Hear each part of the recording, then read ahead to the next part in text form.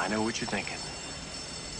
Did he fire 6 shots or only 5? Well, to tell you the truth, in all this excitement, I've kind of lost track myself. But Ian, this is a .44 Magnum, the most powerful handgun in the world, and would blow your head clean off. You've got to ask yourself one question. Do I feel lucky? Well, do you, punk?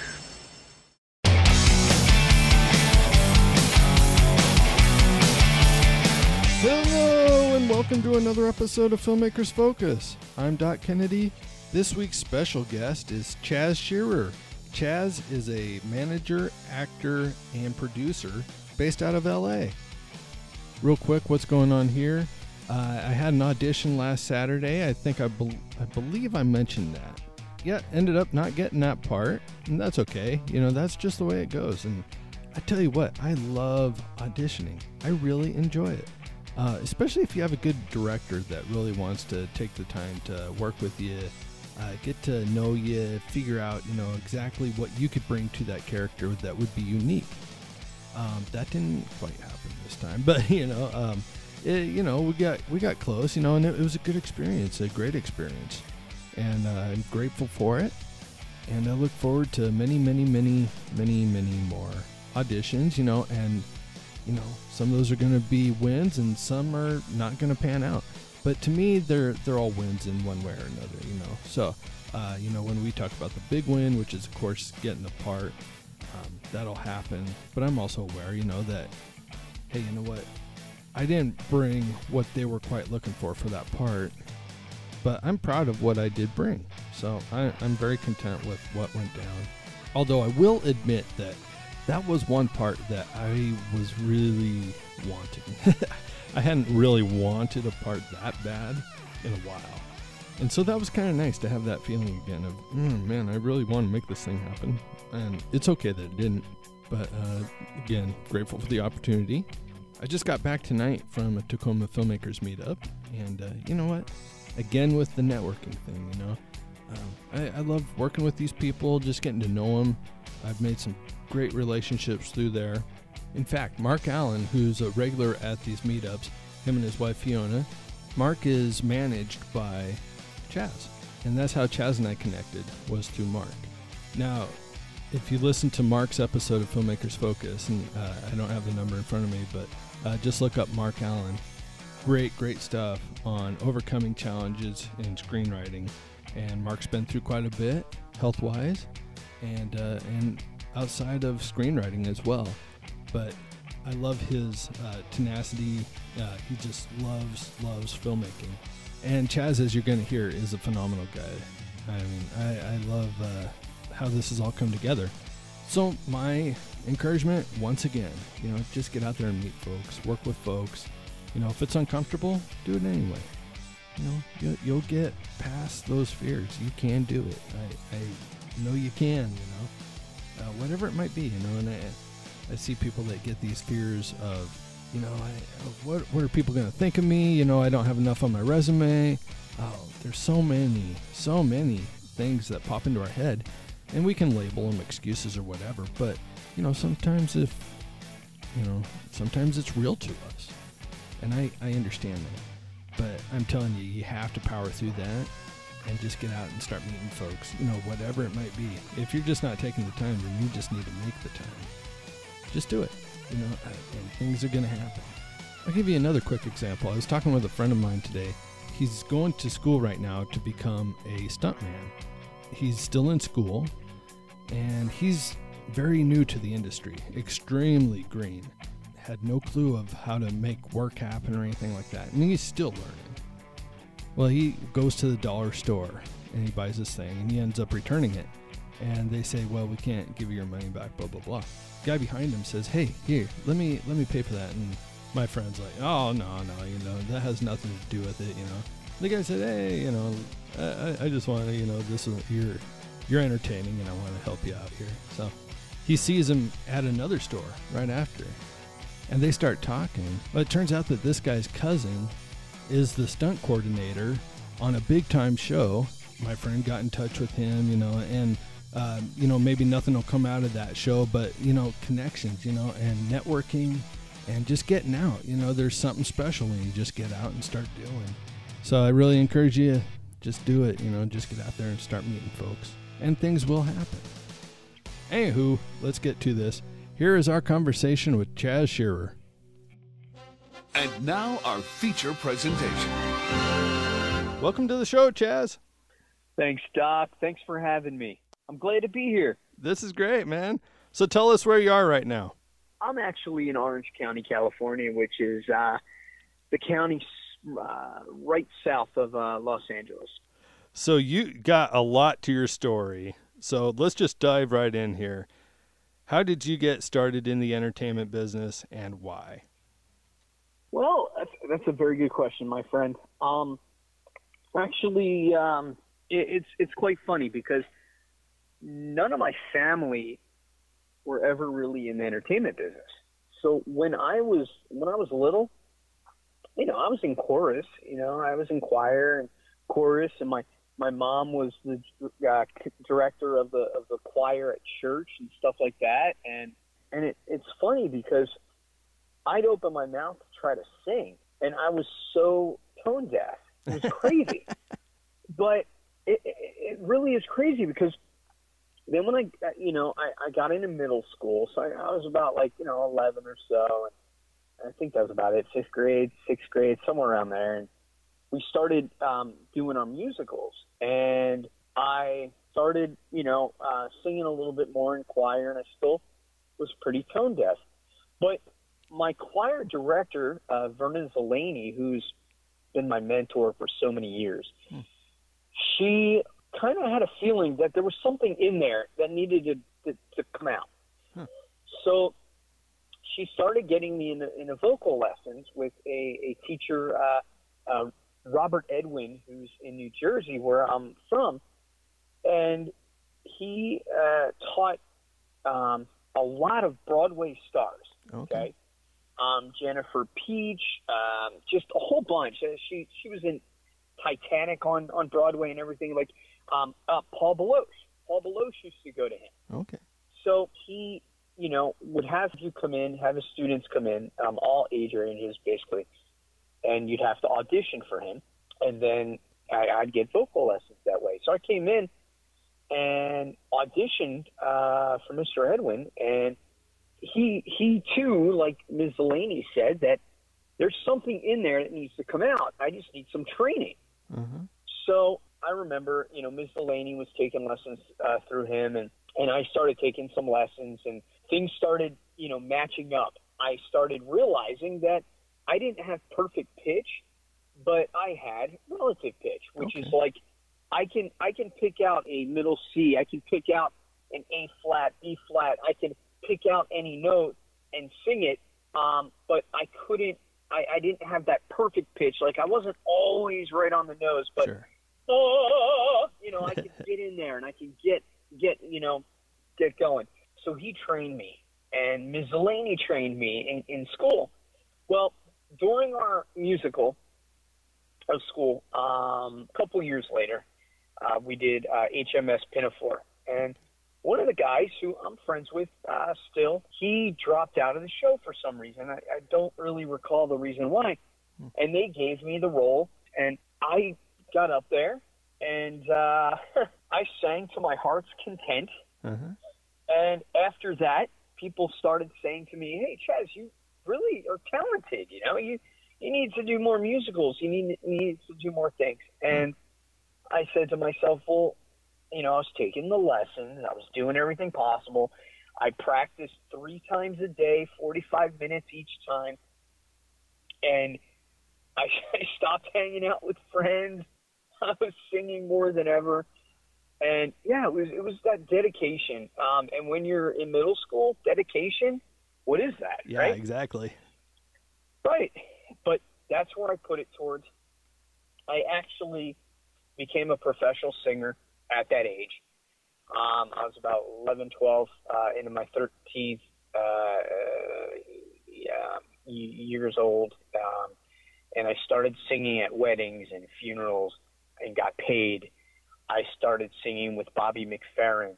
I sang at Westminster Choir College, which is a part of Rider University in Princeton, New Jersey. where I actually met Justin Guarini, who won American Idol. Actually, no, he was second in American Idol season 1. Okay. He and I are buds. We became friends. We sang together at Westminster Choir College. We sang a lot of classical music and theater-related music. But we, or again, you know, it kind of just surfaced from my middle school days all the way up, and I joined Actors Equity Union. I like I said, I sang with Bobby McFerrin. We did a lot of concerts throughout the throughout the East Coast. Mm-hmm. And you know, it just kind of went from there. I did a lot of musicals. I did some touring company shows. You know, off Broadway, auditioned for Broadway. I worked in Disney World, in Universal Studios in Florida, you know, and things just kind of happened. But then I started getting into the world of film and television. The last thing I did actually on stage was in 2009. I did a show. Yeah, you're going to laugh at me for this one. But I did it at Six Flags Great Adventure in New Jersey. And I played Captain Feathersword in the Wiggles show. And I forget the title of the show since then, but I did it for a year. Yeah. And, you know, it was fun. It was kind of okay. It was like a little, you know, concert dancing show for the little kids. And, you know, it was kind of cool. And I got to do the voice of Captain Feathersword. And, you know, it kind of went from there. But after that, I kind of realized where I wanted to be. And I, you know, got hooked up with a casting director in Atlantic City, New Jersey. And she hooked me up with the movie Warrior with Nick Nolte, Jennifer Cameron. I started gaining agents and managers throughout New York, Philadelphia, and Atlantic City, and basically went from there. And when I got a little older, I started, you know, realizing that my dad wasn't doing as well. My dad passed away when he was 79 of fluid and water on his brain. Oh, wow. He had like a stroke again, and he fell and he hit his head, and I started realizing that I, you know, need to be with him and need to hang around him as much as I possibly can at this point, you know. So I stayed close, you know, as much as I possibly could in 2009 and 2010, and you know, when Dad was put in a nursing home, and he was going to be put on hospice, I realized that, you know, or I was trying to realize, I was praying about what my next journey should be, and he actually told me I should go to California and try to pursue my love. And a couple months later, after I moved out here, my dad passed away. Mm.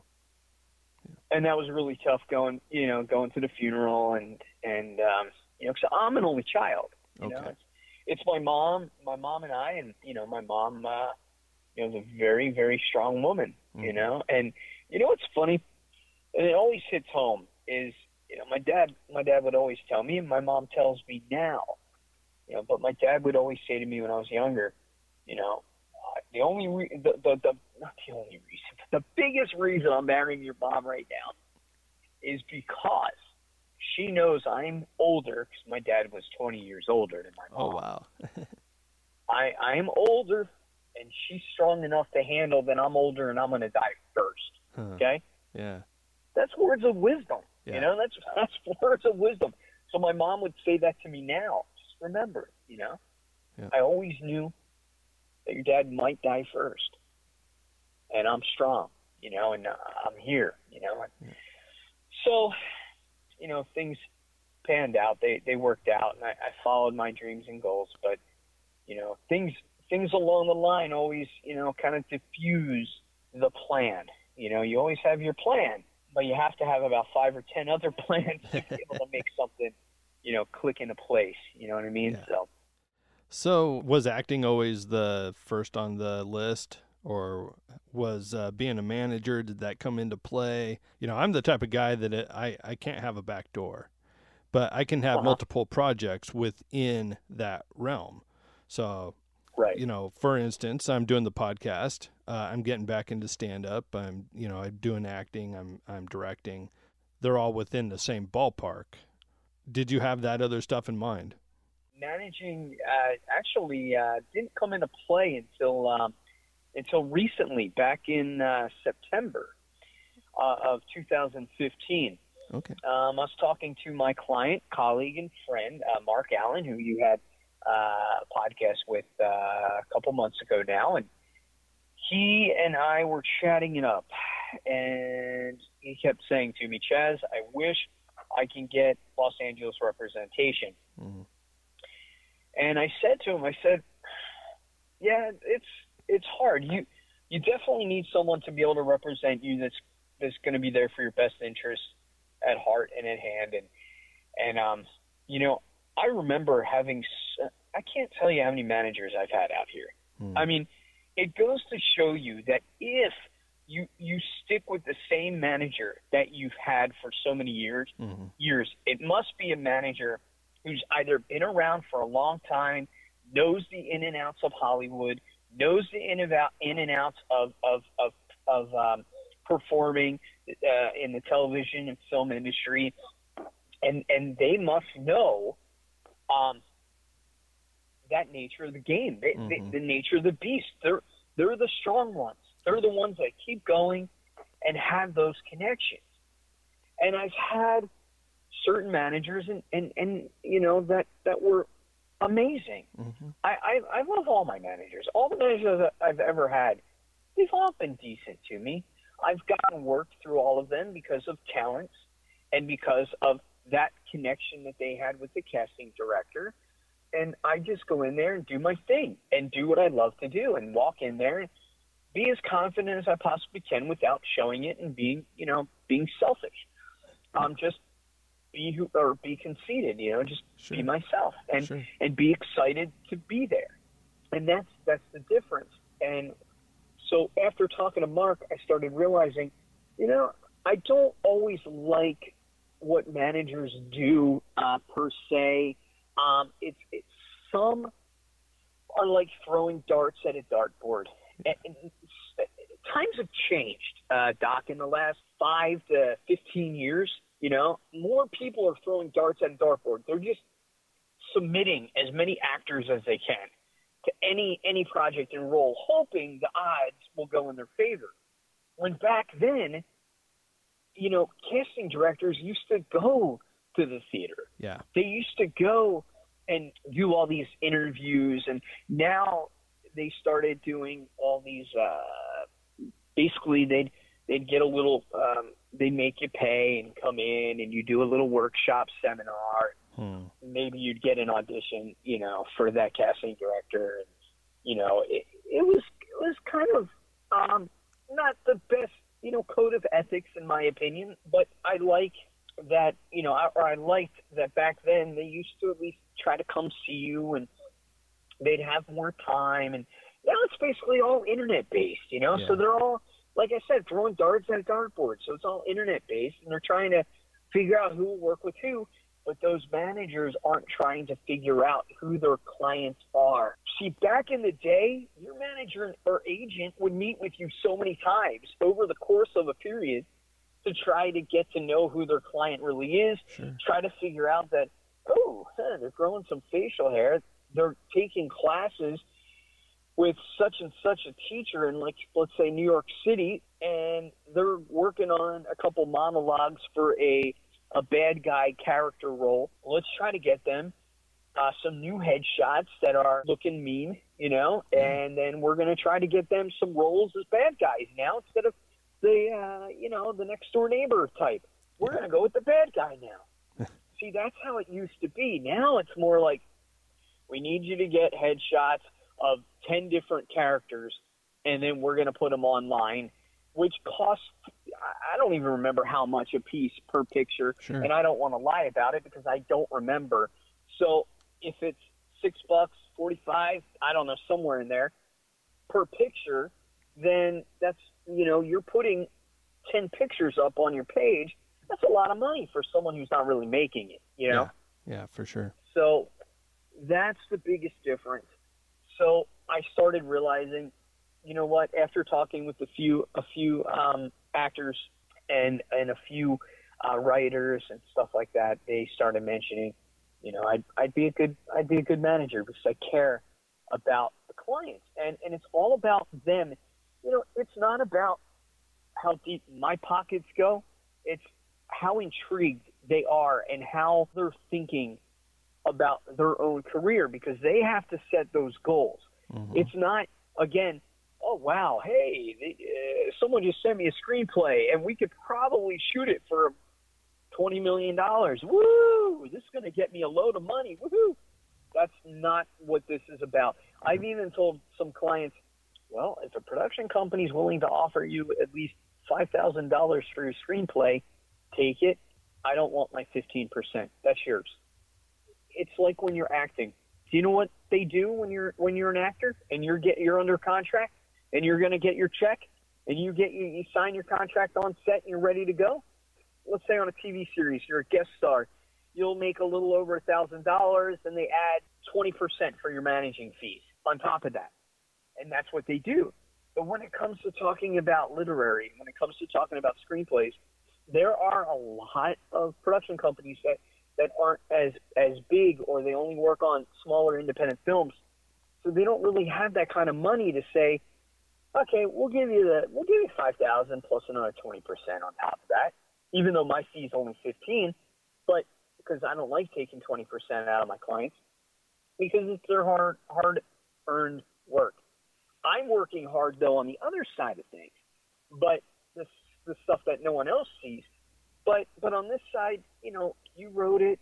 It's yours. It's your baby. I want to try to make the best deal for you, but if they're willing to give $3,000, $5,000, I don't want 15% of that, because it's going to take out this chunk of something that's not really going to motivate you to do another one. Meaning it's going to still motivate you, but what I mean is in the sense of money-wise, if you get $3,000 out here in LA, it's not going to last very long. Mm-hmm. Okay. In Texas, it can last longer. In Georgia, it can last a little longer. You know what I mean? Yep. So that's the difference. If we're in another state and taxes were lower and there were great incentives, then if you had $5,000, that could last you 3 to 4 months. Yeah. But out here, it's a little different, the way things go. And if you have a family, my writers have families, and stuff like that. So I don't like to take. I'm not here to take. I'm here to help. I'm here to guide. And as a manager, it's funny. It's like for being a talent manager, when I've had my managers, they'd say, okay, Chaz, you need to shave today. You need to shave for these headshots because we're going for a different type of role. It's the same thing with this. I'm guiding. I'm helping them realize that, well, in the next podcast you do, don't talk like this. Talk like that. Mm-hmm. Let's do this instead of that. If you have a meeting with so-and-so, let's talk before it happens. Let's have you shave your goatee. Let's see. Do you have any nice clothes to wear today? That's what goes into it being a manager. I mean, we are really, managing, their lives. And I'm like the cheerleader in the ring, on the side of the ring. I'm here like, come on, you can do it. You can do it. I know you can. And sometimes I have to say no to things, and sometimes they get a little anxious about that and aggravated at me, and I have to help them realize that it's just the business, and you need to hear it from me first before you hear it from someone else. So let me ask you, I know there's people listening that might be thinking, so what's the difference between a manager and an agent? Well, an agent is the one, now when it comes to talent, okay, because it's two different scenarios. Yeah. let's look at talent agents. Okay, talent agents for an actor or actress or musician, singer, they're the ones that will get a call in, and some production company might say, "Hey Doc, we're looking for an actor about 5'9", 185 pounds, blonde hair, blue eyes. What do you have?" And the agent will say, "Well, yeah, I got about 4 or 5 people. Accents, what are you looking for?" And they talk a little bit. And they'll get into it, and that agent basically is the one who will email, call their clients, and say, "There's an audition for you." The agent is the one that hooks up an audition, and they get things together that way. And an agent takes 10%. An agent is not allowed to produce. They're not allowed to do any other type of work except be an agent because, it's a state of California regulations by law. That's why they take 10%. Okay. When you manage, it's more of, and again, times have changed. 15 years ago, a manager would only say to you, "Okay, I'm talking to your agent about this role for you." Okay. Now managers, they send stuff out all the time. They talk to casting directors all the time. They'll send your information out to casting directors, but they'll tell you that they need, you need to shave for this audition, such and such. Mm-hmm. And a manager can produce, they can write, they can do other different jobs, and they can offer any percentage they want to. Most offer usually around 15 to 20%. We're usually doing more work. We're getting to know who you are, what your background is. Usually managers are the ones that would hook you up. Again, I'm talking as, if I was a talent manager, but I'm not.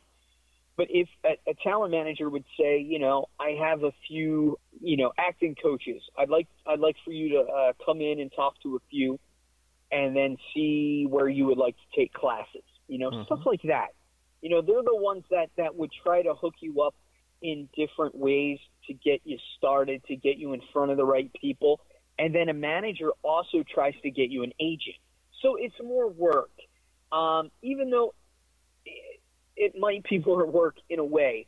But, agents also usually have more clients. So let's say one agent in the big agencies for talent, and literary too, they might have 150 clients per person with one assistant. Usually they have an assistant, but no one knows that they actually really have an assistant.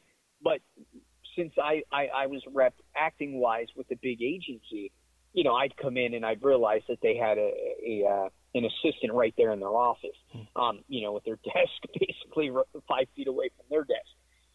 So, they're the differences. Agencies have, a lot of hard work in their own way, in their own mind, because they have to talk to so many different clients. Mm-hmm. And when you're working with a top agency, they're getting calls all day long, mm-hmm. from casting directors and from other producers and other companies, like all day long, and they have to keep, making it work. But as a manager, now let me talk as a literary manager. Okay. When my clients have a new screenplay, they send it in to me. I read it, I check it out, see what we can do with it, see if there's, there might be another direction to go if this direction's gone a lot, through so many times. There are a couple different choices we can do. Since I own Age Quod Agis Entertainment, Age Quod Agis is Latin. It means do what you're doing. Cool. It's a phrase that my dad would always say. Being a Catholic priest for 19 years, he'd always say, Age Quod Agis, son. Age Quod Agis, do what you're doing. I love the phrase. Yeah. It just means, do what you're doing. Do that one thing at a time. Let's do it. One thing. That's so cool. With Age Quod Agis, I'd have my client send a screenplay to me, and I'd read it, and I'd call them, and we'd go over it, and I'd take that time to chat with them as much as possible. And Mark Allen would tell you, I call almost every day sometimes. Wow. So yeah, almost every day, and that's the manager in me, you know. Yeah.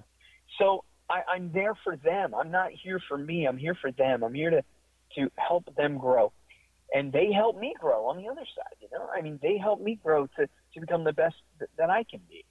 And so I'm reading the screenplay. Maybe we take in another angle. At the end of reading it, we start figuring out what the budget's going to be. You know, every writer has their own budget in mind. So we write it down. We try to figure it out. We see if we want to go lower or higher. And we talk about what actors they're thinking about putting in those roles. So we write them down, and we call that a top sheet. We start writing a top sheet together. Top sheet will have who the actors were thinking about, the characters. It has the log line, the synopsis in it. Okay. And it's something that I have in my database, my records, to send to other production companies if we want to sell it, or if we want that production company to come on board with us. Okay. So, but what I like to do is I like to bring my clients on board to produce as well, so they get to learn the other side of things and not just be the writer. And I'll tell you why. I've read some horror stories of managers that just basically take the screenplays from people, from writers. Yeah. And then they just start, they give them some money, and or not even pay them. And then they just start working on it. They just start producing with their own company, never bring the writer on board. The writer gets finally gets the fees that they deserve, which usually around 3% or so. So let's say, you know, they're given like, I don't know, on a $100,000 film, you know, 3%. So what's that? $3,000 or so. So let's say they were supposed to be given $3,000, so they're given that. But if they produced it and they got their hand in it a little bit more, they'd learn that there's a lot more to it to try to get a production company to work with you. That's number one. That it takes a longer time to actually get a production going than you think. Yeah. You know, it's not something that happens overnight. And a lot of new writers don't understand that part. And they come in and they think, well, why can't you sell my screenplay, Chaz? And I say, it takes a little while. Yeah. You know, it really does. It could take a couple years for me to even hear back from them. So we have to play it smart. It's not, you can play it hard. And I've always been taught, because I didn't get to tell you this, but I was in sales for 15 years. Okay. But I was also in healthcare for 15 years as well. I have a great bedside manner, and I know how to listen to people. So when you get into a thing like that, and you're talking to your client, and you're trying to tell them that it could take a while, and they get kind of antsy, you know, it's just, you know, it takes a step back, and you start saying, you know, I'll tell them it could take anywhere from 3 to 10 years for your project to get done. Yeah. Even if I sold it today, it's going to take maybe 5 weeks to get a check, and then what? You know, and that's like, we're talking major studios here, 5-6 weeks. I'm not even talking about the other production companies that are younger, or the smaller production companies that are completely different on that. You know, they might pay you right away, but guess what? Your film project might be sitting on the shelf for many, many, many years until it gets done. And see, that's the part that I know, because when with my colleague Ryan Calloway in New Jersey, we started our own production company back in 2009 called Shady Dawn Pictures. Now, don't let the name fool you, Shady Dawn. It took us a long time to get that title, but he and I were best friends, and we'll always be best friends. You know, he's such a dramatic, an amazing writer, and he's a fantastic little director. And he and I, started this back in 2009, And we are still a nonprofit organization, so we never got paid for this stuff. Uh-huh. And, you know, he would write, and he would act in it, and I would act in it, and I would cast. And then he'd direct, and I hold the boom mic. So we did everything. We did everything that we ever needed to do in a production. So that's why I know that it takes a long time, because that was just us. Yeah. And we bring people in all the time. And we do it at a very low budget. Our first project was $600. Wow. And then we started going up. Yeah. The next one was, you know, $10,000, $20,000. And there were a few on IMDb that were like $100,000, $200,000. And I'm still at this day like, really? Oh, okay. I don't think it was really that, but hey, all good. It's amazing what lands on IMDb. I'll tell you what, I don't even put anything up there really necessarily up there anymore, and things just happen to appear. And I'm very confused, and it's just one of those things. But it's been a great ride. You know, going from producing with my friend Ryan all the way to producing now, you know, with Ajay Kodajas, I mean, with the clients and with other projects that are happening. Yeah. I mean, we're working in the millions now, and you know, and multi-millions, and it's unbelievable. It's awesome. It's an honor. It's a blessing to have, and I'm ready to work. I'm a workaholic with it. I love what I do. And again, it's not about me. It's about the project. It's about the circle. It's about what's going to go up on that big screen. You know, we want to show the audience, hey, you're going to come back and see it again. You're going to love this. You are going to enjoy this project. But also to let you know, we were talking about, you know, that with the production company and being a manager. And, you know, I get emails almost every day from other writers that are trying to get a manager, trying to get representation. And I'm the kind of rep who seriously talks about the good.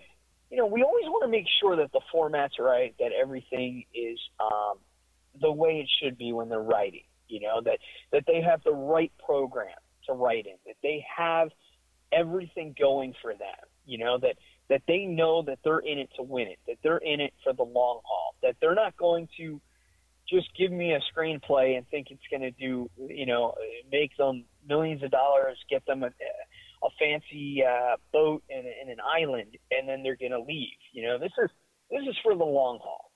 And like I said, I call Mark almost every day. I did. And lately it's been more like when I have a little bit more information, pal, I'll give you a call, let you know what's going on, and then, you know, he'll call me and we'll go back and forth. And right now with Mark's screenplays and Fiona's, I'm getting them out. Fiona's his wife.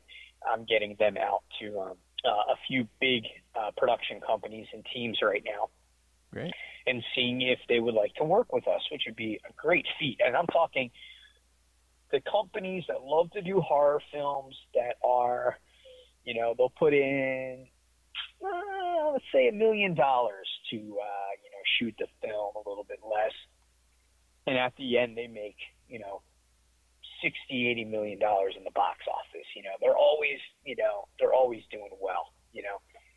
Blumhouse, those types of production companies, you know, the bigger ones, you know, we're starting to talk to them quite a bit. So new potential clients, they love sending me emails.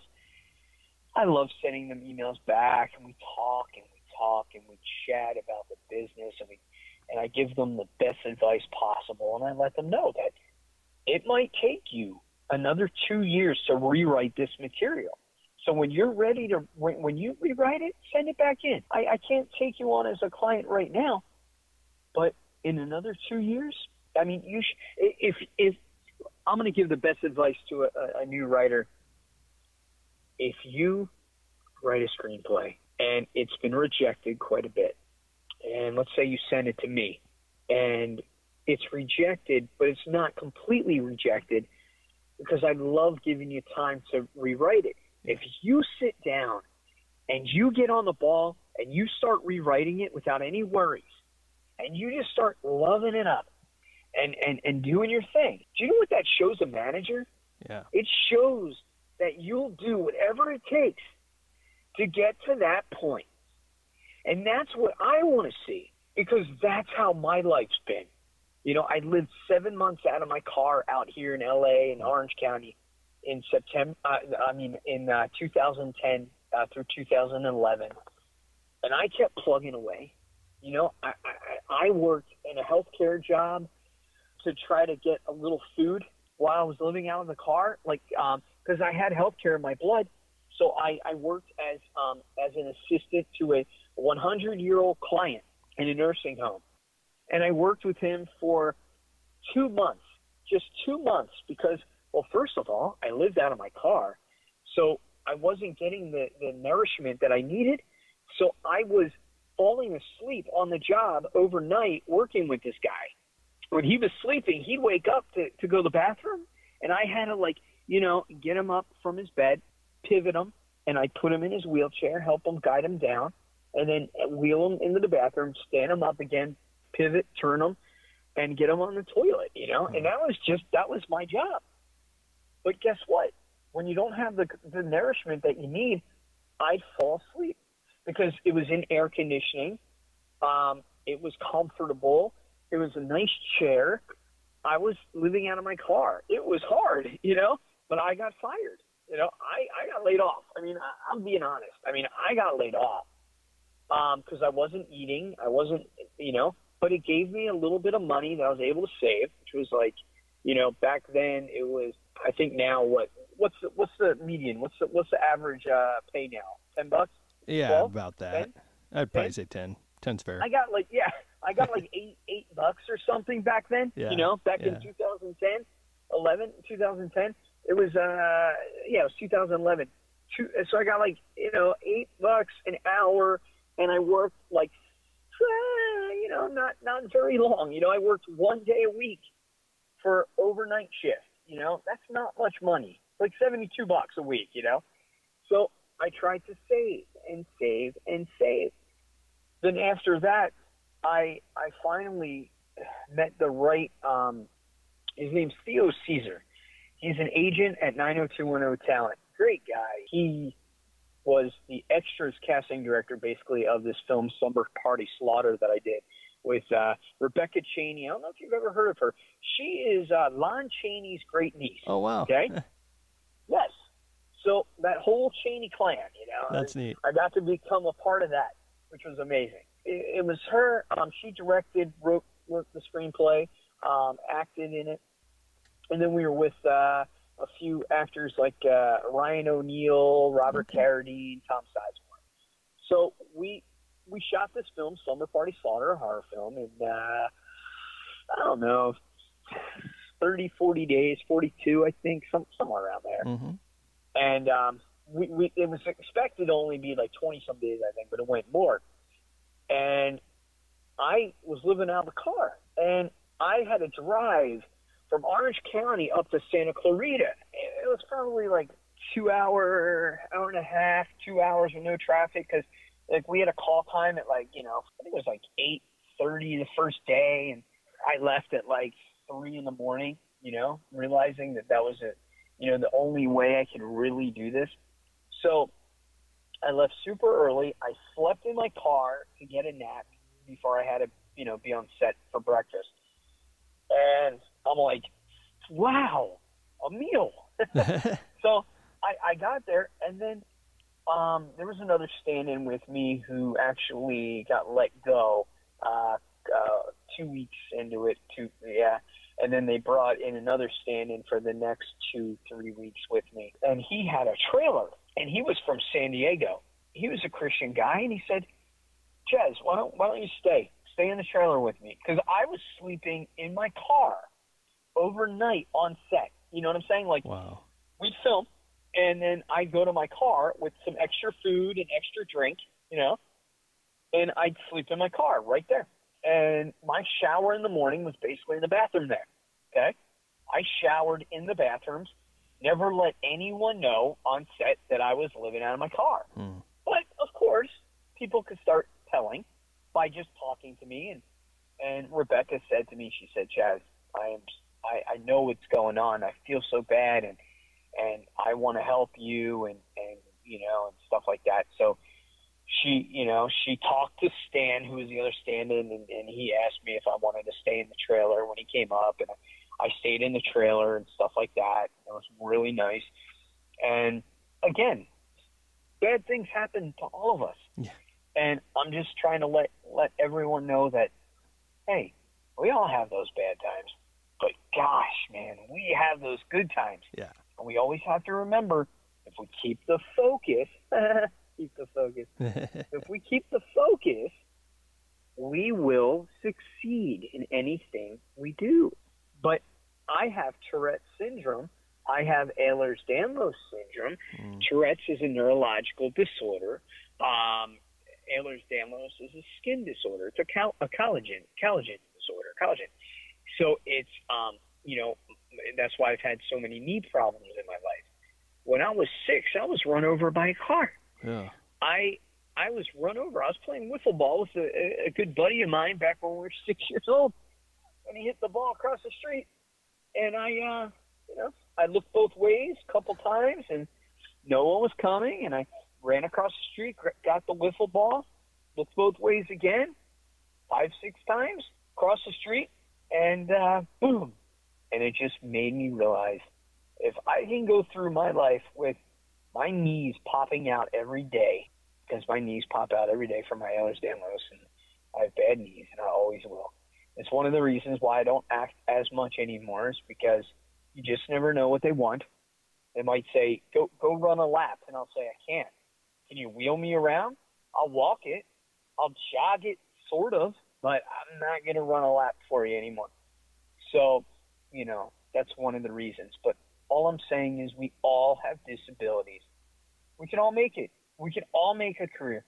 Even if it's you're sitting behind a desk 8 hours a day, or you're in front of the camera for 14 hours a day, which is actually a lie, because you won't be in front of the camera for the 14 hours a day. Sure. Because, But it's just been such a great life to have, and a great life to lead. And I'm more of a go-getter, and I'm going to be your best cheering section, that's what it's all about, is you got to be excited, and you have to be happy about it. But when it comes to business, it's all about the business. But when it comes to the other side, you can put a smile on your face. You betcha. I love that. Do you have any other questions for me? Or? Well, we just want to know how people can get in touch with you. Well, that's really hard. To get in touch with me, they could and just follow your career. Yes. Well, to follow my career is kind of funny, but yeah, I'd send them over to the IMDb, and they'll see all sorts of stuff that you never did. They will see quite a bit over there. It's just, the IMDb is funny. It's always, it's a show thing. I don't really, I try not to stick by that. I love what I do, and I just do it for the love. And if they really want to contact me, they can contact me at Ajay Quotage's email address, which is now it's kind of long, but AGEQUODAGIS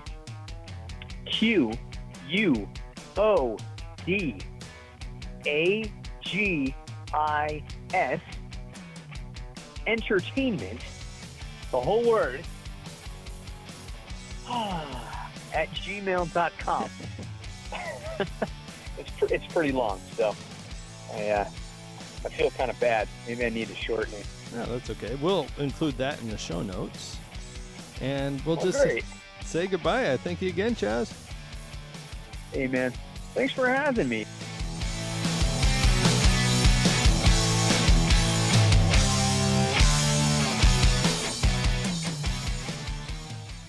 Wow, that was great stuff there with Chaz.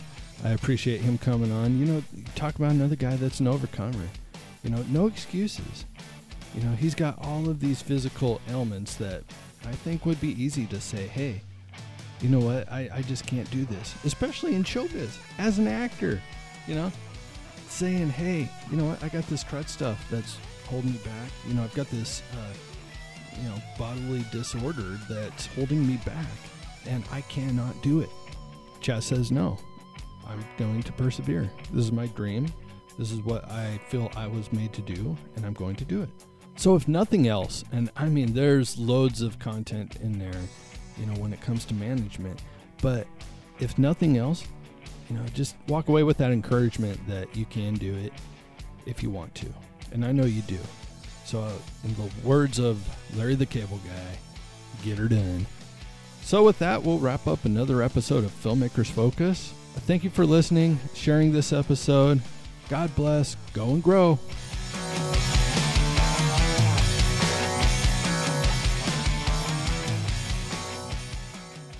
We don't negotiate with terrorists.